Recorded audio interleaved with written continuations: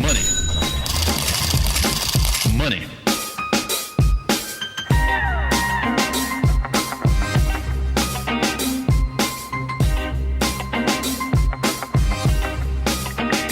So Keelan and I were in a meeting today, and we had somebody come in that talked about credit repair. We've had a credit repair expert in studio before. I've given credit tips here before as well, but I just gave a little inspiration to bring it back into studio. I think it's a great time to be, taking a look at what's happening with your credit. So I advise that you actually take a look at it on an annual basis, see where you're at, especially if you're thinking of doing something and borrowing credit in the future to get an idea of where your credit is at. So credit tips increasing your credit score, maybe kind of a couple credit myths that I can help with today. Your credit score or FICO score determines the interest rate that you will pay on credit cards, car loan, mortgage loan, and even the cost of car insurance.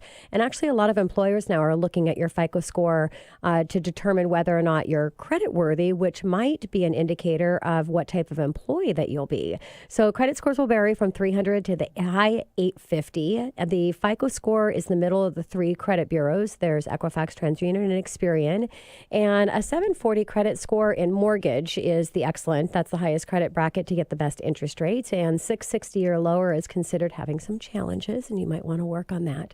So why are consumer credit reports different than when the lender pulls a credit report? That's a common question. You may take a look at your credit at My FICO Score, a lot of different areas that you can do for a no cost to get your credit score. But here's the reason why it's different when you're going to go in and have your credit report pulled. Doesn't matter if it's for a mortgage car or credit card. Credit card reports are pulled by consumers are different scoring algorithms than those that are pulled by banks, lenders, and credit card companies. Sometimes they are unique algorithms developed by separate modeled companies. Sometimes they're industry specific, like mortgages, and other times the custom algorithm may be utilized. So for mortgage lenders, they have their own brand of FICO score. And even your FICO from My FICO Score and other credit consumer resources, they all have different algorithms. So that's the reason why it's going to be different. And if you think about it, if you were lending credit to somebody that was borrowing for a car or borrowing for a mortgage, you would think that there actually might be different statistics and risk based on whether they're going to pay their mortgage payment or their car payment first if they ran into financial struggles. So if that makes sense, that's why the algorithms are different. So here's credit components. First, there's the past delinquents. That represents 35 of your credit score, the highest percentage of determining your credit score for obvious reasons. The biggest impact on your credit is the ability to pay back your obligations on time. Now, you may not know this, but if you're late, but not more than 30 days late, it's not going to actually report on your credit report. It will have lates determining on that individual creditor and how they charge for those lates.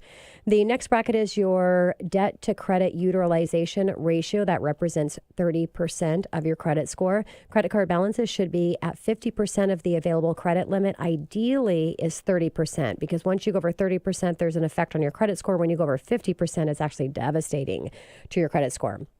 Now, age of credit represents 15%, so don't close out credit cards that are older than 2 years because they're seasoned accounts, which is really important. So there's some things that you can do that you can never repair. This is one of them. Once you've closed out that account, now you've lost that. And it's a hard myth to kill because closing accounts will help your score. You would think that it would help your score in closing that, but most of the time it's the exact opposite. Now, since 15% of your credit represented on the average age credit, the longer the history of that account, the higher that credit score is going to be. Now, also, closing these accounts can leave you with less available credit, and as stated before, is 30% of your credit score is based on the debt to credit utilization ratio. So say that you have $450 in debt with $1,000 in allowable credit across multiple accounts, and you close a credit card with a limit of $500. You have taken your ratio from 30% to 90% utilization. Devastating for your credit score. Now, if you have any collection accounts, you do not want to close these out or pay them off. I know that sounds a little bit strange, but the reason why is because, again, the age of credit. Now, you've lost that. Once you've paid off that collection, that goes away. So if you do need to pay off a collection for mortgage purposes, you can actually pay that off at the time that you're closing your loan, and then that's not going to affect anything because a soft pull would be pulled at that time.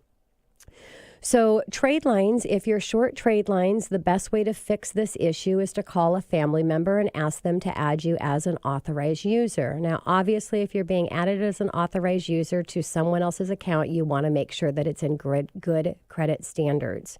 obviously. But also you want to make sure that they're not over that maximum 30, ideally, definitely not more than 50%. And where this comes into play, a lot of times, myself included, Dave and I, my husband, we utilize our credit and pay our bills off every month, or put all the bills that we can in our credit and then pay that credit card every month. Well, you don't know when that credit report's going to actually be pulled. So check to make sure that they're not allowing that credit limit to go over that 30, ideal 50%, definitely not. And what I learned today that was different, that I didn't realize that was out there, is you can actually lease someone's credit as an authorized credit user. It's just crazy. Keelan, wasn't that crazy? That was crazy. I couldn't believe that that's an option to get yourself some credit. That's nuts. So for all of us with great credit, we could actually make money by leasing our cars out. It feels kind of weird, so I don't know if I'll do that, but that was part of it, is there's income for those great credit borrowers or consumers. But the other side is the people that need some help in establishing great credit and lack trade lines. So what they do is you actually lease it for a period of time, like 60 days, 90 days, you get your mortgage, and then you stop paying for that authorized user, and it must be legal. So something new that we learned. Mixed credit is 10%. So every one installment trade line to 3 revolving is kind of that special ratio, but you really got to be careful there, because there's other things that could affect in trying to close or open, which we've talked about already. So you really want to talk to a credit expert to get assistance on that. Last is the inquiries, which represent 10%. 7 inquiries a year affect your credit score most of the time. Depending on the credit bureau, the window for the duplicate inquiries is 14 to 45 days, meaning if you're applying for a mortgage, you can have your credit report pulled with more than one mortgage company as long as it falls within that 14 to 45 days, depending on which one of the bureaus we're talking about.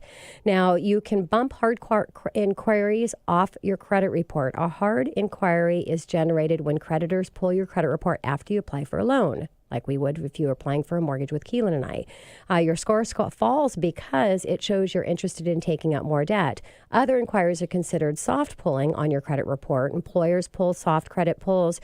If you get something from a credit card company that says, hey, we're going to offer you credit, and you're like, well, we didn't ask for it. Well, they did a soft pull to make sure that you're still in good credit standing so that they can make that offer. Now, some consumers believe if after applying for a loan that you pull your credit report every day to load up that soft inquiries, you'll bump off those hard ones. This is not true. That's a myth. And again, inquiries represent 10% of your scores. You want to be really careful there. So just a really quick money chat here on the Money Hour. Best thing is if you have credit challenges, you want to talk with a credit expert, and Keelan and I can definitely get you hooked up with the best of the best credit expert. I like to compare it to a speeding ticket. If you've had a speeding ticket and you try to get it off on your own, chances you're not going to in front of a judge, because you don't know the laws. You don't know all of the violations and regulations for you as a consumer. With the credit repair company, same thing, is they know exactly what's happening with that credit report and whether you are in violation to the Fair Credit Act and those laws, and that's how they can have things released. Even though you didn't have that speeding ticket, if you have an attorney, 70% statistics show it's going to be released from your record. Credit consumer counseling works the same way. So that is your money chat for today. And coming up next in the Money Hour, Laura Curry, podcaster, speaker, and author of Difficult Happens, and the owner of Curry Support Services, right here at 1150 a.m. KKNW after the short break.